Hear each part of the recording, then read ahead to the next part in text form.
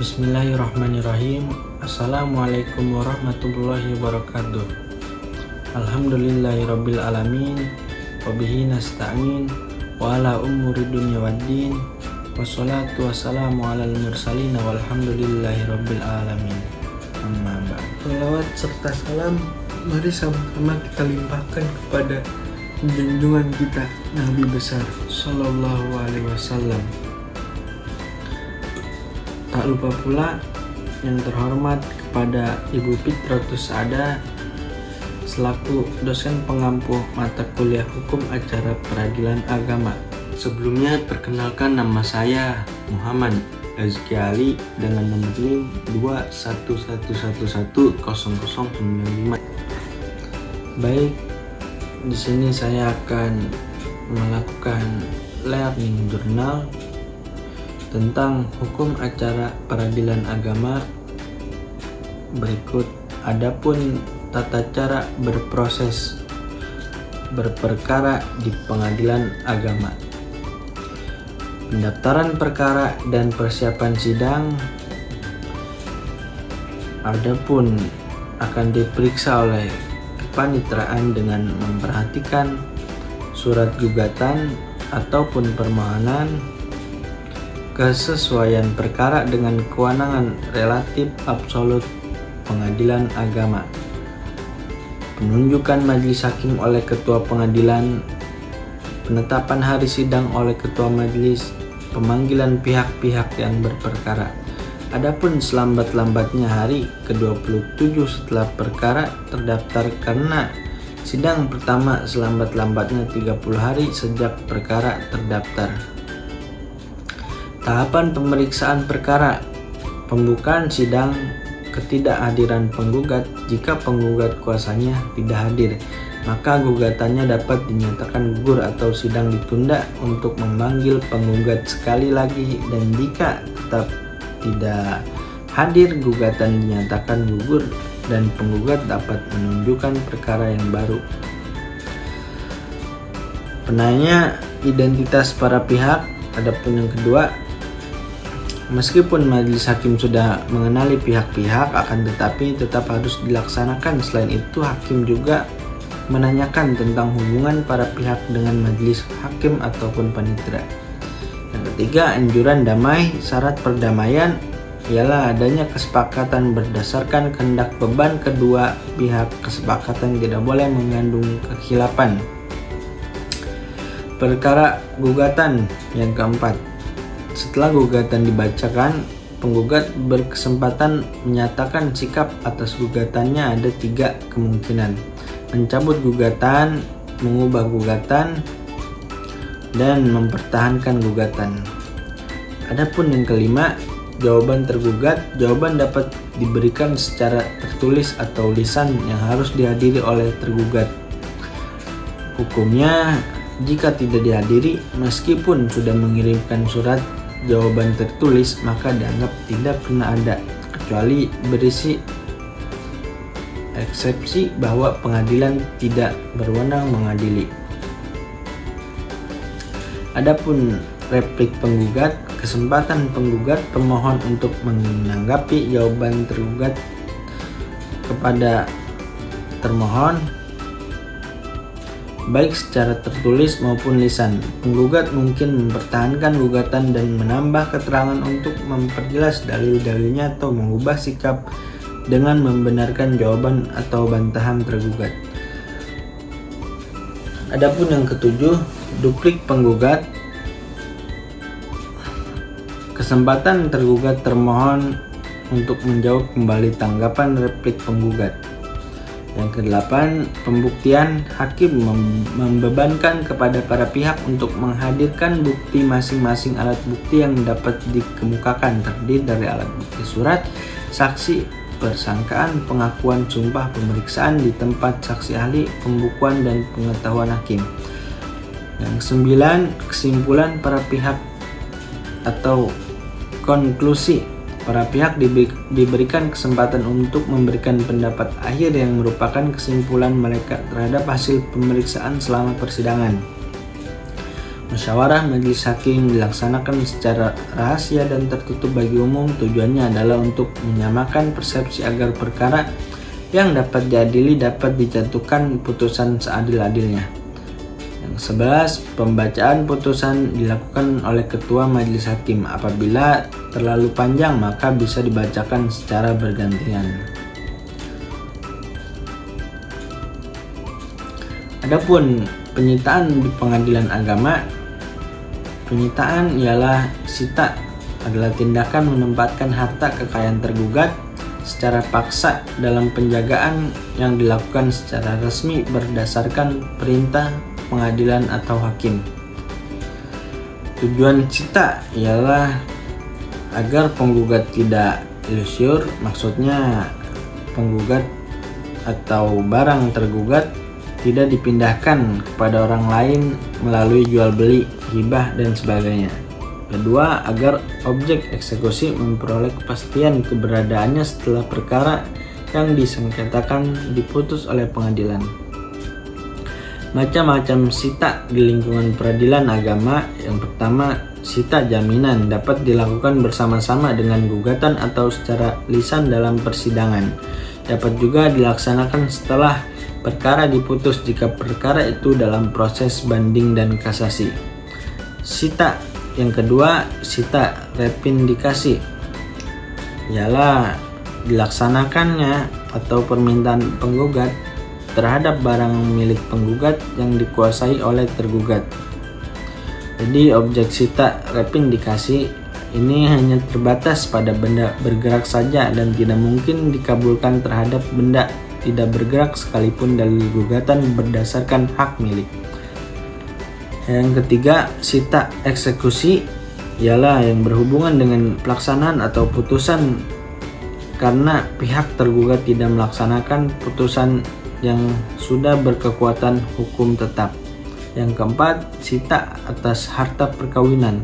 Sama halnya dengan sita jaminan, merupakan pengkhususan yang hanya dapat berfungsi terhadap perkara perceraian.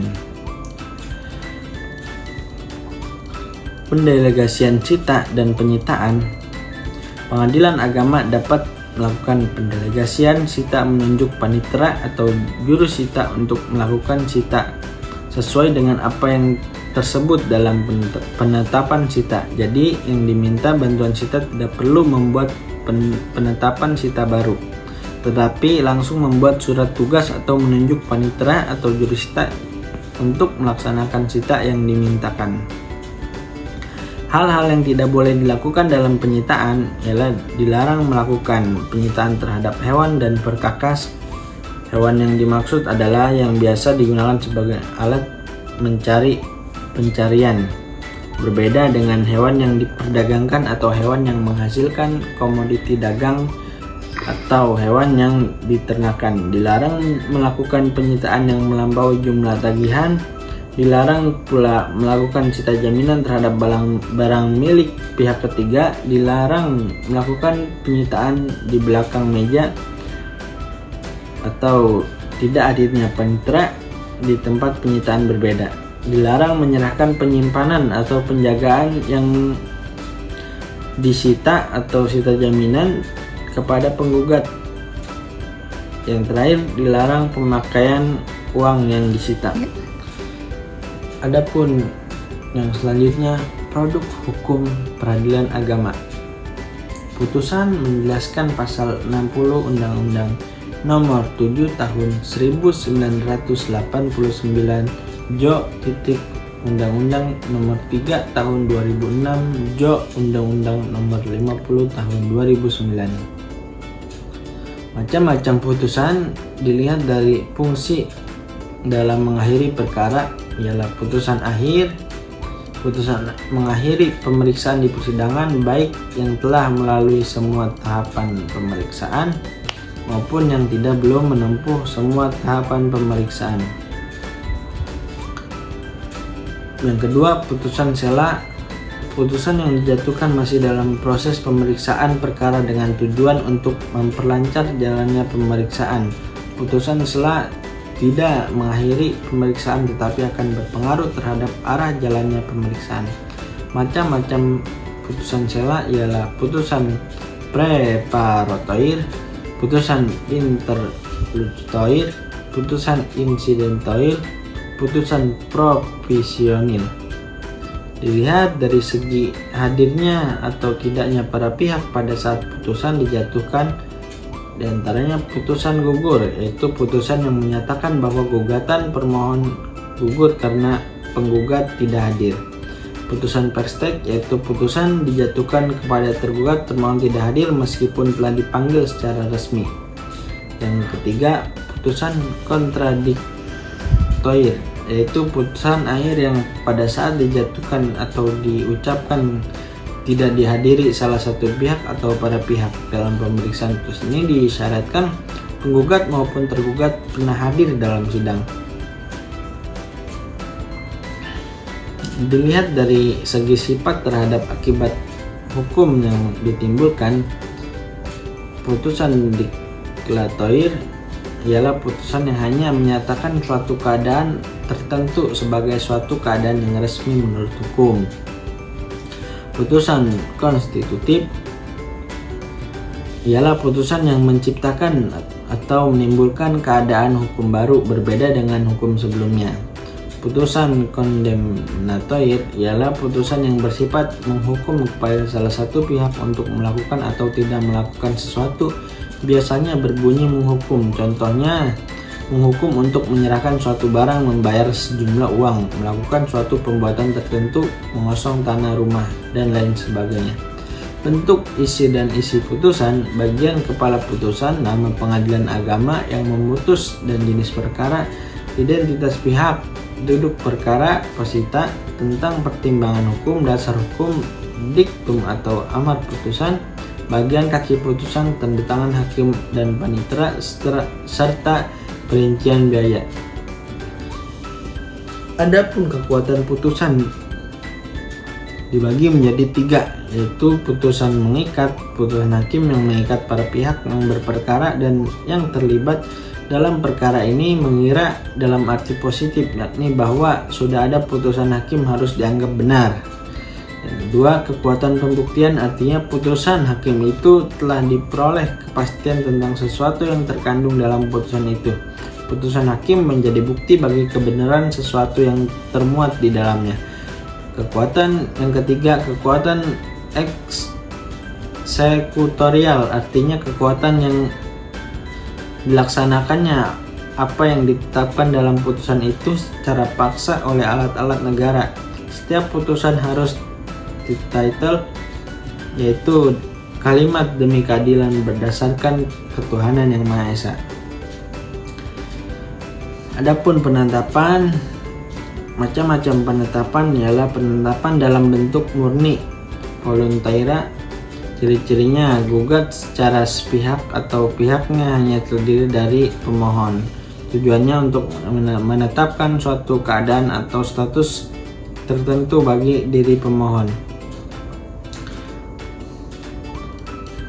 Bentuk-bentuk isi dari penetapan: identitas para pihak, tidak ditemuinya kata berlawanan dengan seperti pada putusan, tidak ditemuinya kata tentang duduk perkaranya, amar putusannya hanya bersifat deklaratoir.